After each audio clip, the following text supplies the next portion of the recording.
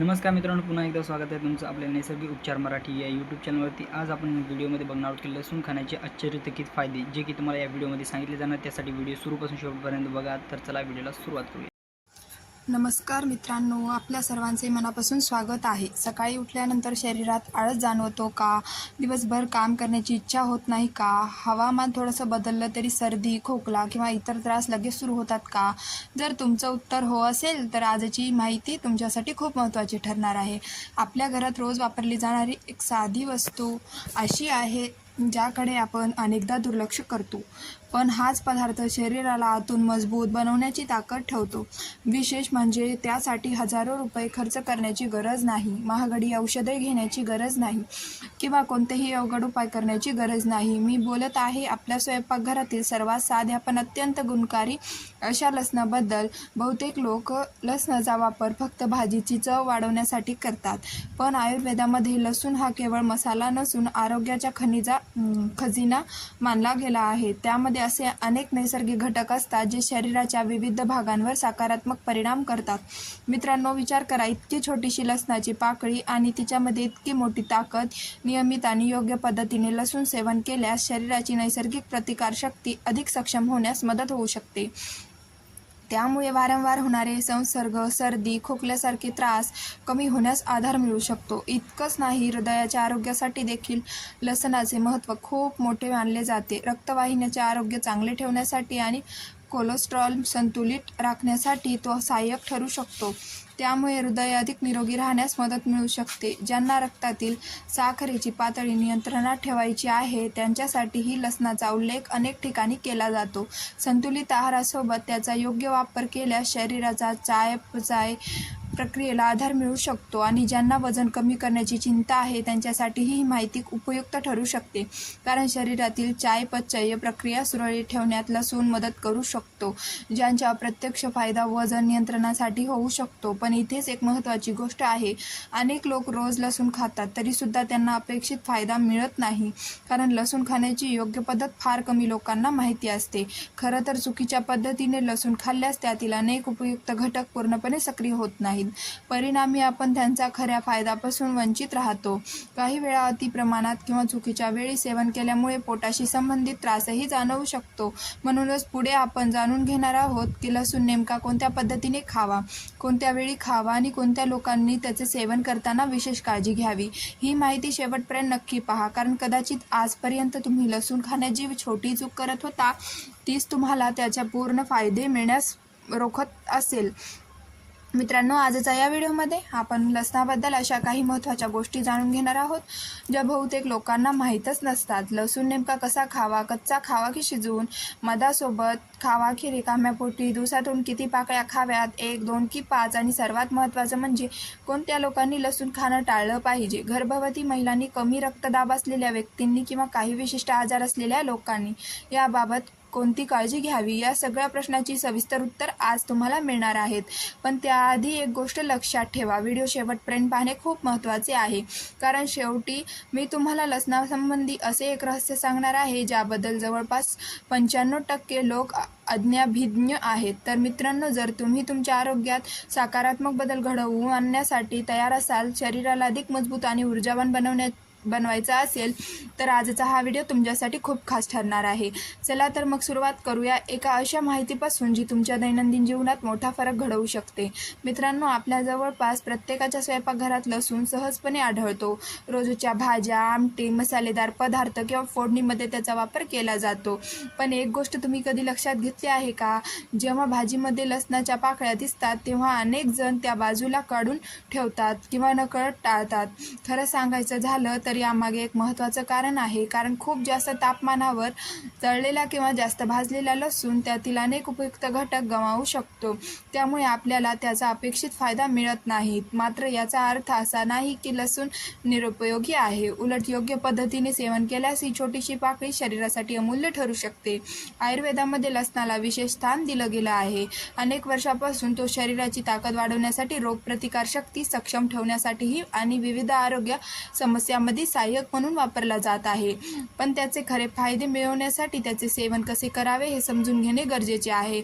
म्हणूनच या व्हिडिओमध्ये आपण लसणाचे प्रमुख फायदे, शरीरातील कोणत्या अवयवांना त्याचे सर्वाधिक लाभ होतो, सेवन करण्याची योग्य वेळ, योग्य प्रमाण आणि कोणत्या परिस्थितीत त्याचे सेवन टाळावे याबद्दल सविस्तर माहिती जाणून घेणार आहोत. तर मित्रांनो, आता जाणून घेऊया लसणाचा पहिला आणि सर्वात महत्त्वाचा फायदा.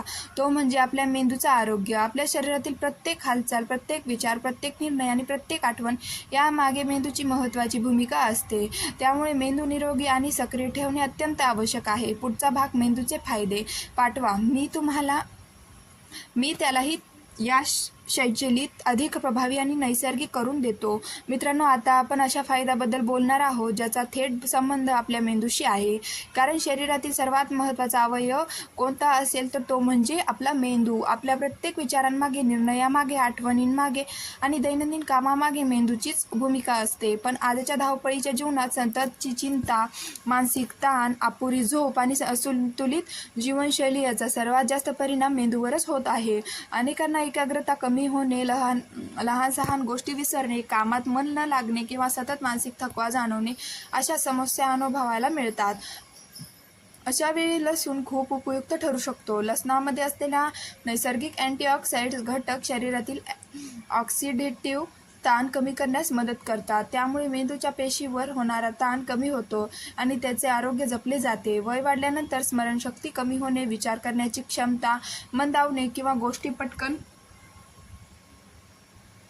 विसरणे अशा समस्या अनेकांना जाणवतात. अशा परिस्थितीत संतुलित आहाराचा भाग म्हणून लसूण सेवन केल्यास मेंदूच्या आरोग्याला आधार मिळू शकतो. म्हणूनच अनेक पारंपरिक पद्धतींमध्ये असलेला लसणाला विशेष महत्त्व दिले गेले आहे. आता जाणून घेऊया लसणाचा दुसरा मोठा फायदा. तो म्हणजे शरीराची नैसर्गिक स्वच्छता, म्हणजेच बॉडी डिटॉक्सिफिकेशन. मित्रांनो, आपण दररोज अन्न, पाणी आणि वातावरणातून अनेक अनावश्यक घटक शरीरात घेत असतो.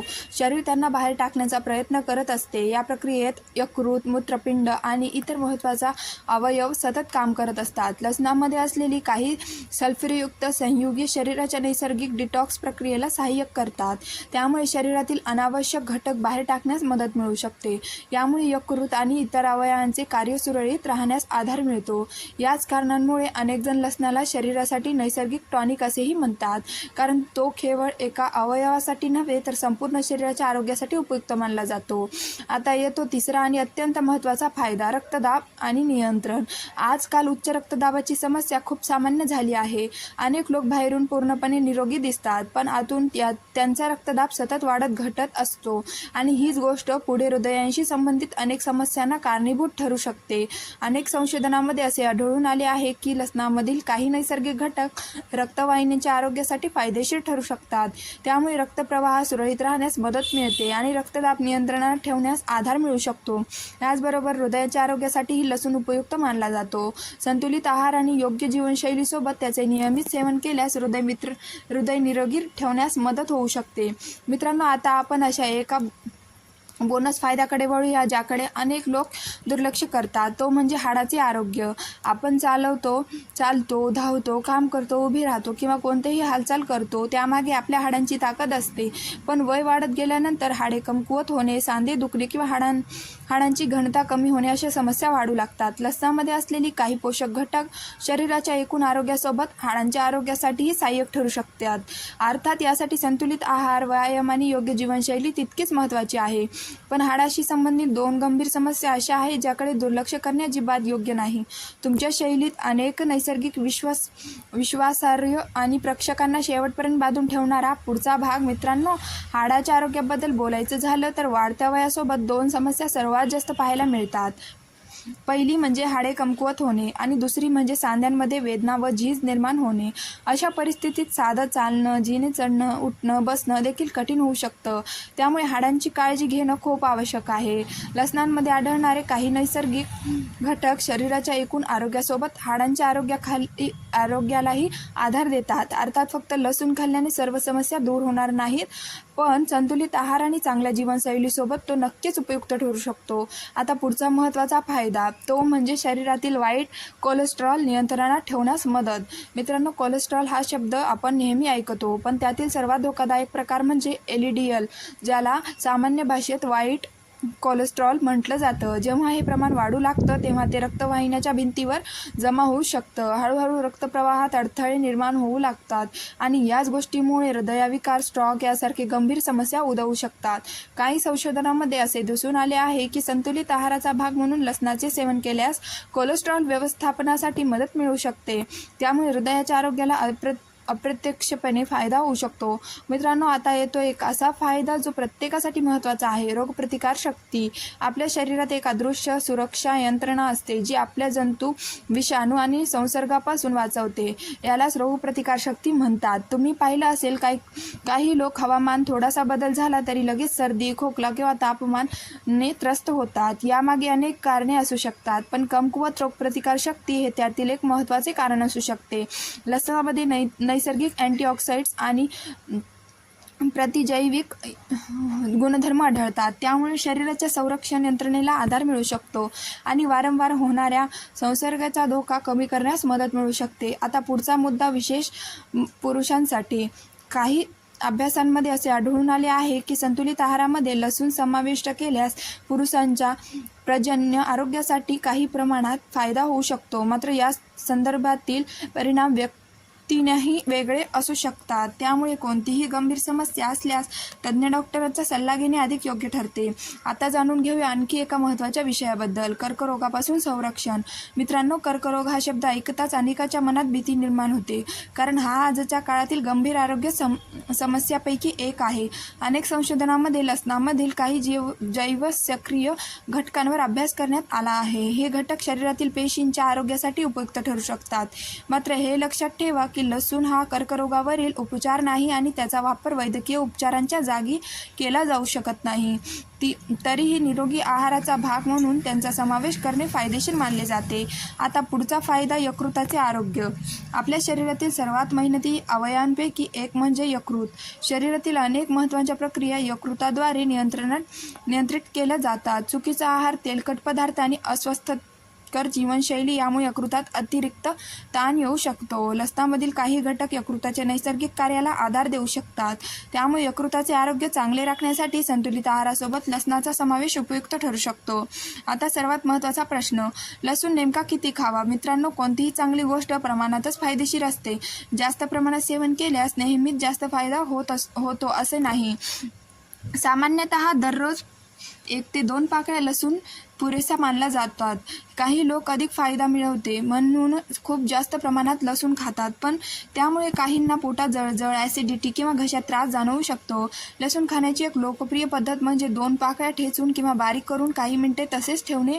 यामुळे त्यातील काही सक्रिय घटक अधिक चांगल्या प्रकारे तयार होण्यास मदत होते असे मानले जाते. त्यानंतर ते साध्या पाण्यासोबत सेवन केले जाऊ शकते. आणि वेळेबद्दल बोलायचे झालं तर अनेक जण सकाळी रिकाम्या पोटी लसूण खातात. मात्र ज्यांना ॲसिडिटी, पोटाचे विकार किंवा इतर आरोग्य समस्या असतील त्यांनी डॉक्टरांचा सल्ला घेऊनच अशी सवय सुरू करावी. मित्रांनो, लक्षात ठेवा, लसूण हा औषध नाही, पण योग्य आहाराचा एक मौल्यवान भाग नक्कीच आहे. निरोगी जीवनशैली, नियमित व्यायाम, पुरेशी झोप आणि संतुलित आहार याच्यासोबत त्याचा वापर केल्यास त्याचे खरे फायदे अनुभवता येतात. जर तुम्हाला ही माहिती उपयुक्त वाटली असेल तर व्हिडिओला लाईक करा, आपल्या मित्रपरिवारांसोबत शेअर करा आणि अशाच आरोग्यविषयक माहितीसाठी आपल्या नैसर्गिक उपचार मराठी चॅनलला सबस्क्राईब करायला विसरू नका. पुढच्या व्हिडिओमध्ये पुन्हा एका नव्या आणि उपयुक्त विषयासह भेटू. तोपर्यंत स्वतःची आणि आपल्या कुटुंबाची काळजी घ्या. धन्यवाद.